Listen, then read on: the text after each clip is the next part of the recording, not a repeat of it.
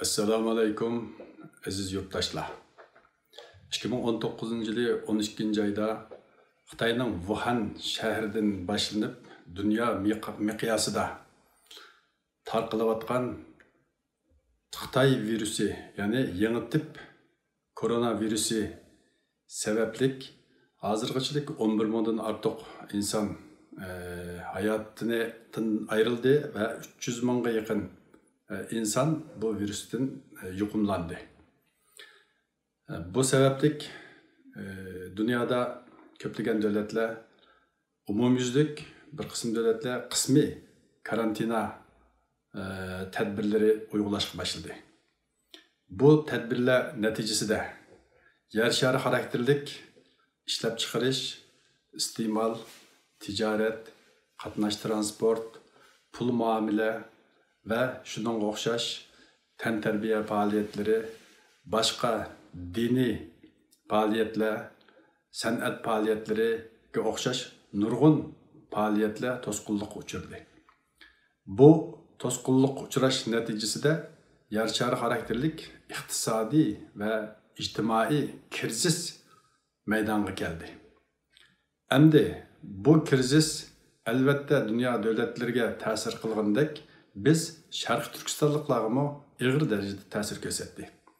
Şarkı Türkistanlıklarınki ana vatanidan başka en köp yaşaydigan devletleri O'rta Asya Türk Cumhuriyetleri, Türkiye, Avrupa, Amerika, Avustralya, Suudi Arabistan qatarlıq devletler.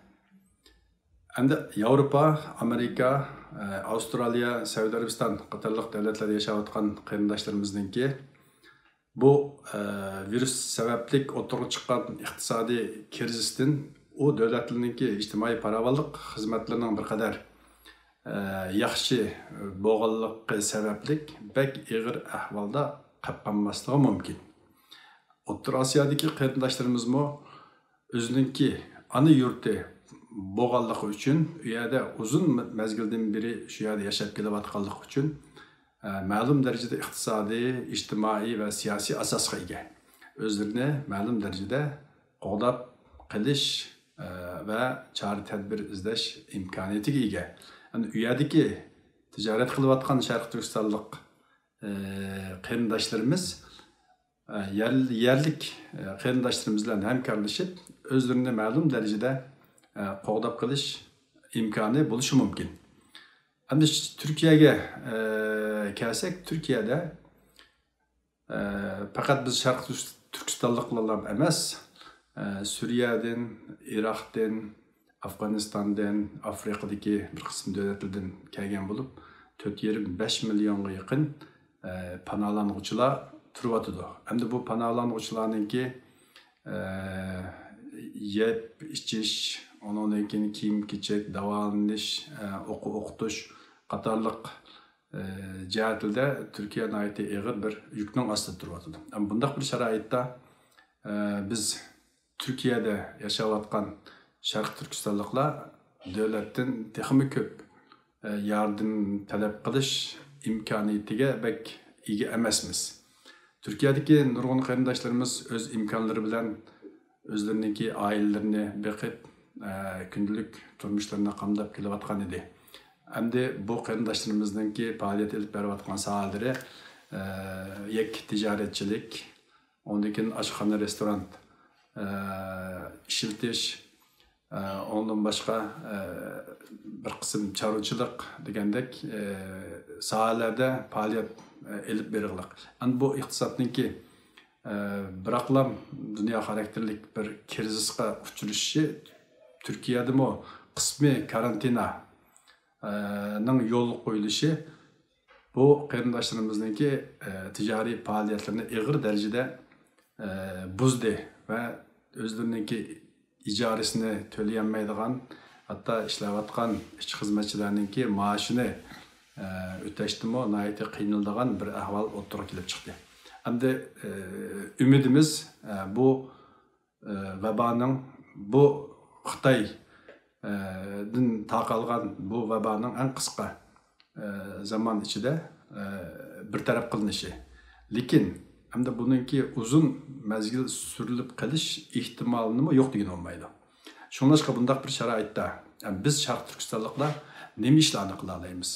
Buningga qarshi qandaq bir oldin olish yoki qaysi xil bir chora tadbirlar orqali hamda buningga yordamga ehtiyoj bo'lgan Sharq Turkistonliklarga yordam qila olamiz. Hamda bu masala haqida butun dunyodagi Sharq Turkistonliklarningki bosh qotirishiga tegishli bir masala. Men ba'zi o'ylaganlarimni bu yerda siz qimmatli vatandoshlarim bilan hambarlash arzusunda bo'lib o'tman.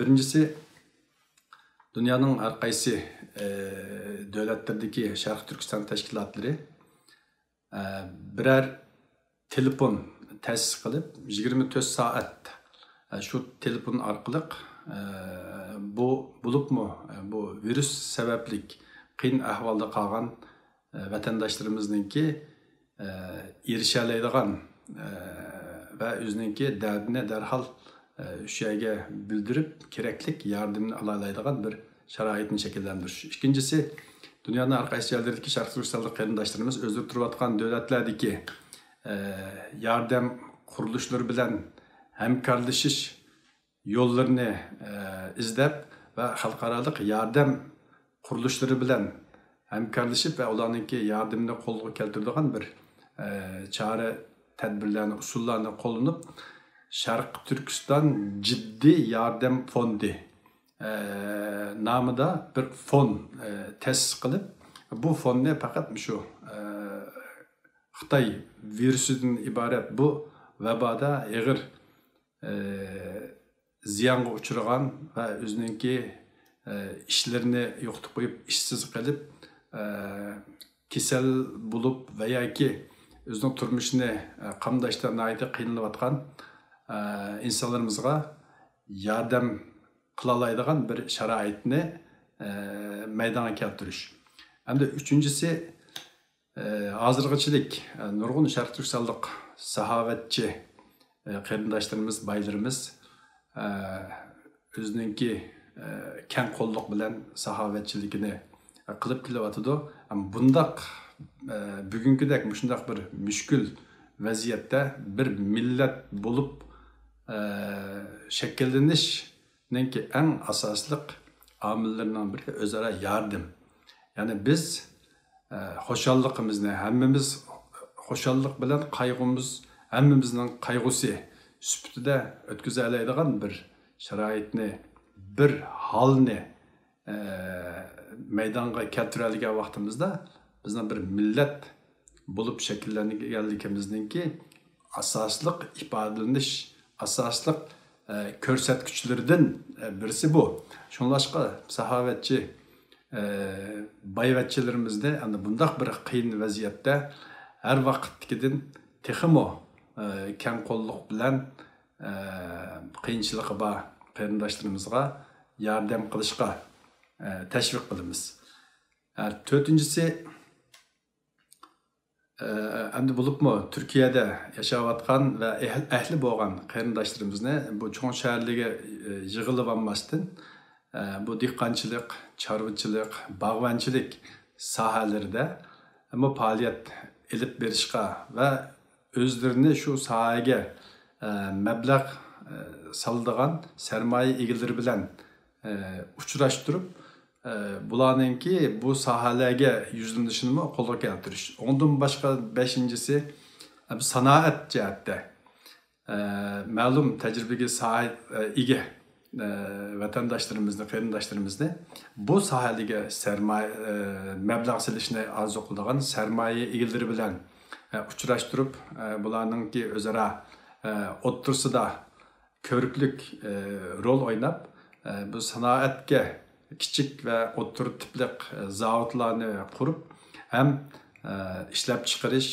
orqali bir kirim ham ishsiz qarindoshlarimizni ishga o'rinlashtirish imkonini yaratish endi. Yana birisi elektronlik tijorat sohasida imkoni bor qarindoshlarimiz bu sohaga yuzlanish orqali ma'lum darajada o'zlarininki mevcut ticaretinki yerini alalaydigan bir sistemni o'rnata olishi mumkin. Bundan keyingi dunyoning yuzlanishi belki hozirgidan qanchasi ko'p elektronlik internet orqali qilinadigan tijoratga yuzlanishi mumkin. Hamda bu yuzlanishni qo'lga keltirish, undan boshqa bu bo'libmi Turkiyadagi Uyg'urlarning eng ko'p yashaydigan shahri İstanbul. Bu İstanbul'da nurg'un qarindoshlarimiz bor. O'zlarininki mashinalar orqali kira qilayotgan, shu orqali o'zlarining kundalik turmushini qamdayotgan qarindoshlarimiz bor edi. Bu qarindoshlarimiz hozir uylarga servis qiladigan ma'lum bir sistemni shakllantirib, o'zaro bir guruh tashkillab, shu guruhda qaysi oila qandaq narsani desa shuni o'ygishilik olib beradigan bir sistemni shakllantirib, hech bo'lmasa bu krizisni o'tkazib olishlik bo'lgan orliqda o'zlarininki tamoman kirimini yo'qotib qo'ymaslikninki oldini olish. Balki bu jihatda dunyoning har qaysi joylaridagi Sharq Turkiston tashkilotlari, bo'lib Turkiyadagi nurg'un tashkilotlar bor. Bular ma'lum darajada o'ylashayotgan va bu masala ustida bosh qotirayotgan bo'lishi mumkin.